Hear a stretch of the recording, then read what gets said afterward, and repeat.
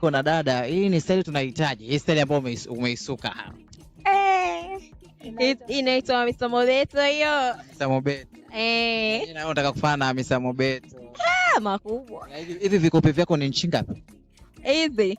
Nchi 10. Oh, umeenda kuchukua nchi 10 kwa sababu ya kuja kwa Kitasa na Mariam Chozi tu? Kawaida, mimi kope kawaida yangu. Unajua tena mwanamke kujipenda, kupendeza ndio vitu vyangu. Kuangalia hujapiga makeup. Hata mimi si mtoto maji ya kwanza, makeup ya nini? Nikuulize, umejiamini vipi kutoka nyumbani bila makeup? Najiamini mtoto wa kike, navuta, yani mtoto namvuta, so makeup sio shida zangu. Sura zipi ambazo hazitakiwi kutoka bila makeup? Yaani mtu ukijiona wewe hujaamini kama upande wa pili, wenzetu upande wa pili huko. Ndio wale bila makeup watoboi.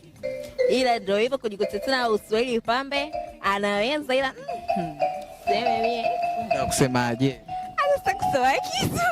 Kama kuna kitu nataka kukiongea kimekukaa hapa. Kategemea nitakuwa utavuka maji labda. Mbona hujavuka maji na wewe?